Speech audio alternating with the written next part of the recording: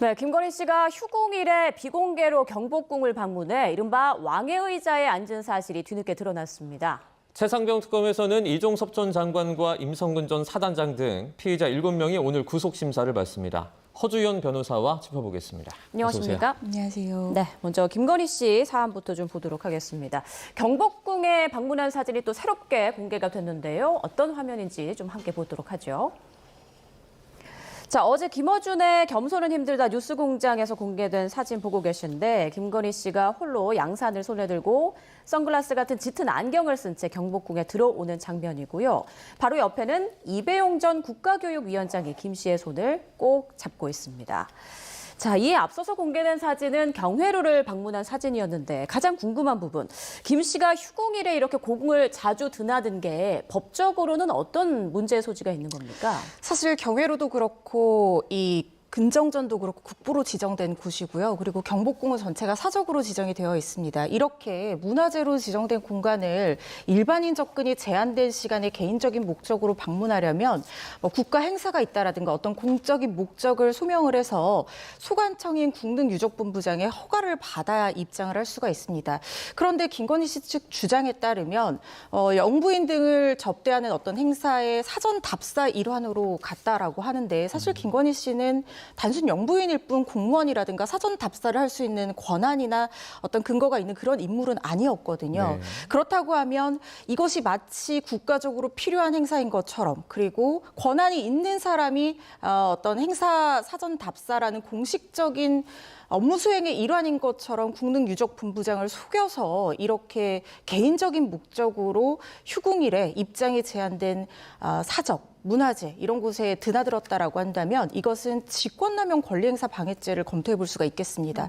사실 직권남용 권리행사 방해죄의 주체는 공무원이기 때문에 김건희 씨는 공무원이 아니어서 이 죄의 직접 주체가 되기는 좀 어려울 수 있지만 이 일정을 조율하는 과정에서 김건희 씨를 보좌하는 대통령실 공무원들을 동원을 했고 그 공무원들이 마치 대통령의 행사인 것처럼 대통령실의 공식 행사가 있는 것처럼 소관청을 속였다라고 하면 공무원을 주체로 하는 직권남용 권리행사 방해죄가 성립을 할 가능성이 있고 김건희 씨는 이 죄의 교사범 또는 공범으로 적시될 가능성도 배제할 수 없어 보입니다. 네. 자, 김건희 씨가 이른바 왕의 의자로 불리는 근정전 어좌에 앉았다라는 의혹도 제기가 됐는데요. 국정감사에서의 말 들어보겠습니다. 의자에는 왜 앉았어요? 네? 김건희가 왜 용상에 앉았냐고, 근정전에서. 누가 앉으라고 그랬냐고요? 뭐해? 그 영상이 뭐 누구 소파입니까? 김건희가 스스로 올라갔어요? 스리퍼 짝짝 신고? 저도 정확하게는 앉았는지는 기억이 나지는 않습니다. 솔직히. 자, 이후에 이제 국가유산청은 김건희 씨가 근정전 의자에 앉았다라는 사실을 인정까지 했는데요. 지금까지 드러난 것들만 봤을 때 이게 뭐 특검 수사까지 이어질 수 있는 가능성이 있습니까? 근정전 의자가 가지는 상징성 때문에 이 소식을 접한 많은 사람들이 굉장히 충격을 받았을 거라는 생각이 듭니다. 네. 근정전 의자는 왕이 신하를 조회하는 곳이고 이른바 용상이라고 해서 오직 왕만이 앉을 수 있는 그런 의자입니다. 이제까지 그 어떤 역대 대통령도 근정전 의자에 앉은 사람은 없었고 설령 1분에서 2분 정도라고 하더라도 어떤 부정적인 과정을 통해 서 이 개인적으로 경복궁에 들어간 것으로 추정되는 김건희 씨가 용상에까지 앉았다는 것이 그 용상이 가지는 상징성과 더해서 굉장히 부적절한 처사였다는 생각은 듭니다. 그렇지만 문화재보호법상 위반 혐의를 좀 들여다보려고 한다면 사실상 문화재보호법상의 이 보존에 영향을 줄 수 있는 행위는 허가가 없이는 금지가 되어 있는 것은 맞는데요. 네. 이 문제가 된 어좌가 재현품이라는 그런 얘기가 있고 그리고 1분에서 2분 정도 앉은 것으로 보존에 영향을 줄 우려가 있는 행위라고 법적으로 평가되기는 다소 어려워 보이는 측면이 있습니다. 그래서 의자에 앉은 행위 자체보다는 아까 제가 말씀드린 함부로 드나들었다는 부분에 대해서 위법사항이 있다고 하면 직권남용 권리행사 방해죄를 구성할 여지는 있어 보이고요. 지금 김건희 씨가 드나들었다고 여겨진 게 경복궁뿐만이 아니라 덕수궁, 그다음에 창덕궁, 또 종묘의 개인 차담회 이런 여러 가지 의혹들이 있고 이미 차담회 의혹은 특검 측에서 들여다보고 있는 상황이지 않습니까? 그래서 이것들을 한꺼번에 묶어서 비슷한 구조이기 때문에 한꺼번에 묶어서 수사할 가능성은 있어 보이지만 지금 김건희 특검 측에 남아있는 시간이라든가 기존에 진행되는 수사의 특성상 그다음에 방대한 업무량을 비교를 해본다고 하면 실질적으로 구체적인 수사에 나아갈 수 있는 현실적인 상황이 될지는 좀 지켜봐야겠습니다. 네, 특검 수사로까지 이어질지는 좀 지켜봐야겠다 이런 말씀해 주셨고요. 김건희 씨가 그 통일교 측으로부터 받은 뇌물로 지목된 목걸이와 가방 이걸 특검 측에서 실물을 확보했다는 건데 당시 그 샤넬 매장이 어제 재판에 나와서 당시 상황을 증언했다고요? 그렇습니다. 이 애초에 전달된 가방을 다른 가격이 적은 가방과 신발로 바꿔갔다라는 얘기가 있었고 그때 당시에 교환을 해간 사람이 김건희 씨의 최측근이 유경옥 전 비서관이다 이런 얘기들이 있습니다.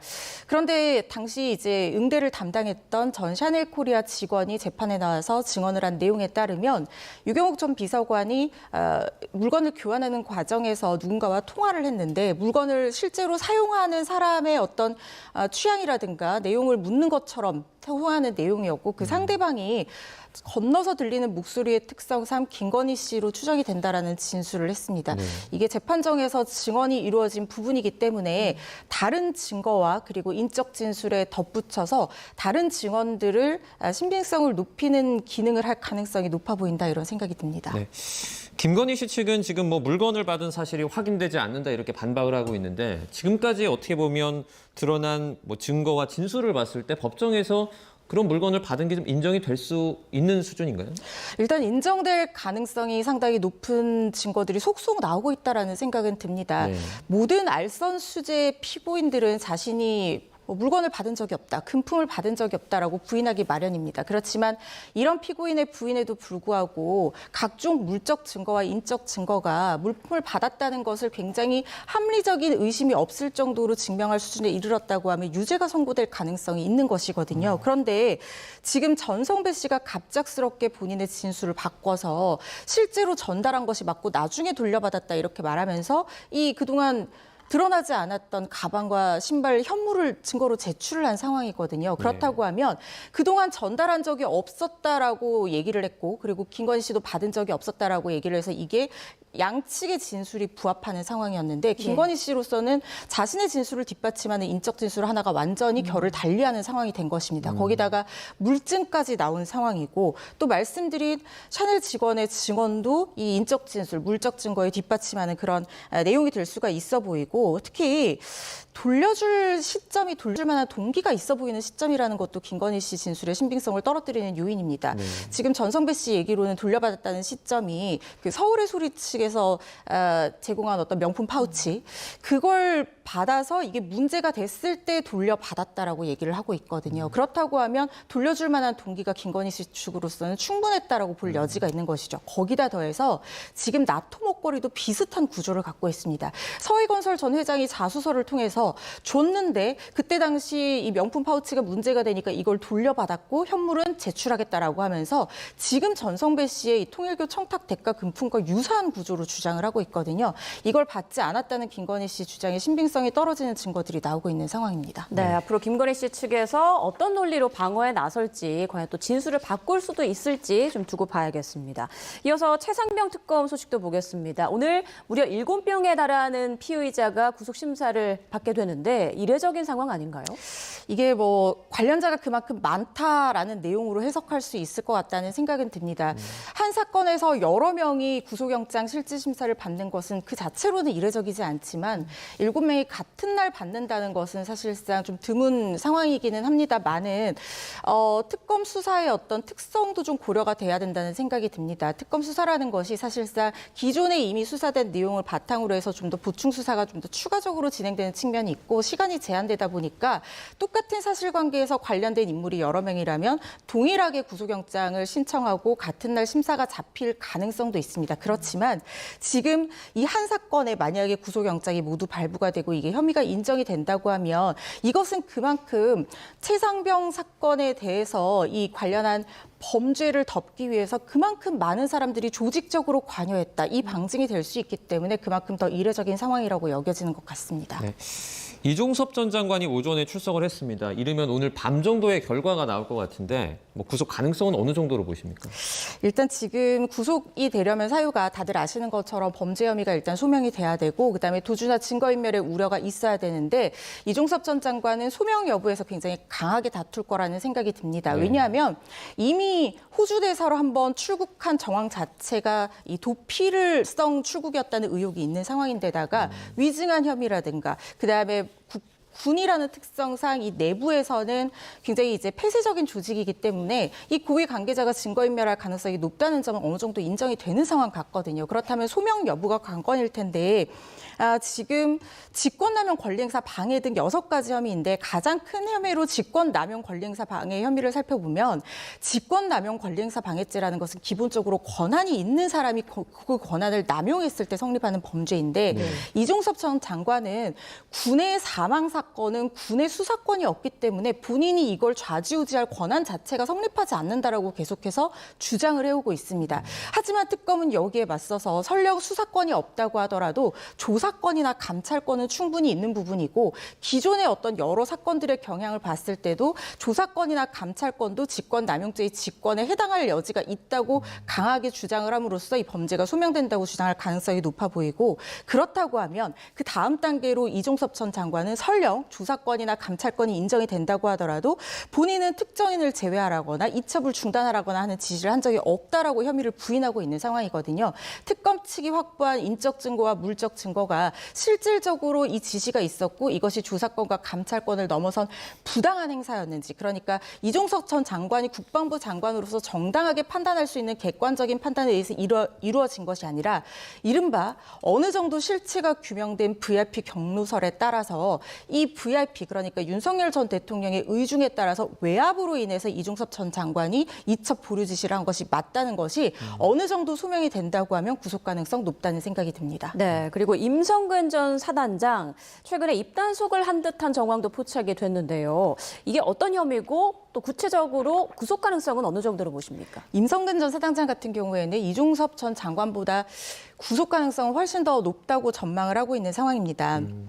일단 지금 받고 있는 혐의가 업무상 과실치사 혐의 그리고 군형법상 명령 위반 혐의 이렇게 크게 2가지로 정리를 해볼 수가 있을 것 같은데 업무상 과실치사 혐의는 다들 아시는 것처럼 당시 이 수해 복구 작업에 투입됐던 최혜병이 사망한 그 사건과 관련해서 공보에만 신경을 쓰고 그러니까 해병대 티셔츠가 잘 보이게 옷을 입으라는 지시 이런 것들을 하면서 무리한 수색을 지시했다는 거거든요. 안전장비 같은 것들을 제대로 지급하거나 안전에 관한 유의사항에 대한 지시는 전혀 없었고 티셔츠가 잘 보이게 하라, 바둑판식 수색을 하라. 그 당시에 뻘이 있었고 물살이 세서 이 바둑판식 수색을 한다는 것이 굉장히 위험한 상황이었음에도 불구하고 사진 찍힐 것에 대비한 공보에 대비한 바둑판식 수색을 무리하게 지휘했다. 필요하면 뻘에서 목숨을 위협할 수도 있는 가슴 장화를 입으라는 지시를 했다. 그래서 이것이 업무상 과실로 인해서 치사까지, 그러니까 사망까지 이어졌다는 그 혐의를 받고 있는 상황이고 군형법상 명령 위반 같은 경우에는 사실은 임성근 전 사단장이 이런 수색을 지휘할 권한이 당시에 없었다는 거예요.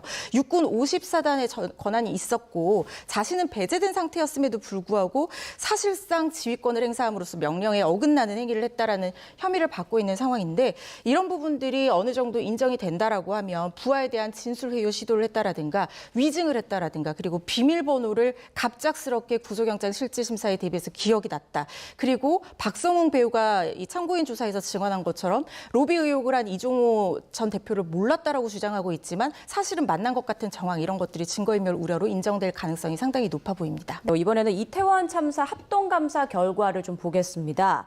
그러니까 윤석열 정부 당시 대통령실 그 용산 이전 때문에 경비에 공백이 생겼다 이런 결과죠?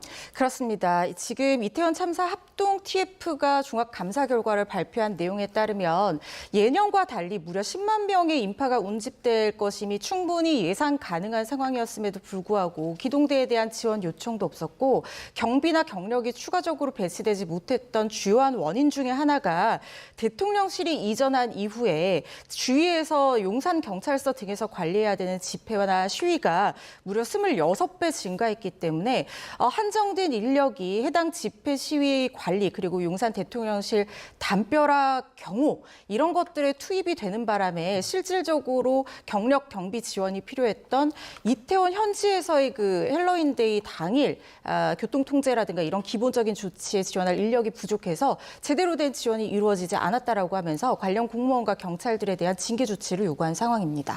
감사 결과를 보면 그러니까 참사 당일에 이태원에 경비 인력이 전혀 배치되지 않았다. 이 내용이 지금 포함이 되어 있는데 만약에 이런 큰 축제 같은 게 있을 때 경비 인력을 통상적으로 좀 이렇게 해야 되는 의무 같은 게 있습니까? 경찰과 지자체로 나눠서 봐야 될 것 같은데요. 경찰 같은 경우에는 관련법에 의해서 당연히 공중의 질서 안녕을 유지할 의무가 있기 때문에 예상이 된다고 하면 주최 측이 없다고 하더라도 이 부분은 경력을 추가 배치해야 될 의무가 있는데 이 부분 혜택으로 보입니다. 네. 다만 지자체 같은 경우에도 재난안전법에 따라서 재난을 예방하고 총괄할 의무는 있기는 하지만 당시 해당 법령에 이 재난의 유형 중에 다중 밀집 사고에 대한 유형이 규정이 되어 있지 않았었기 때문에 용산구청장이 1심에서 주요 의무가 인정이 되지 않았던 이유기도 하거든요. 그럼에도 불구하고 재난 안전에 대한 예방 대책 그리고 재난이 발생했을 때 현장에서 용산구청장이 도착하고 나서 2시간 동안 공백을 야기했다는 얘기도 있어서 이 부분에 대한 책임이 추가로 물어질 수 있을지는 좀 더 지켜봐야 될 것 같습니다. 네, 마지막으로 이번 종합감사 결과에 대해서 좀 상식적인 결론이라고 생각하시는지 법조인으로서의 생각을 좀 여쭙고 싶네요.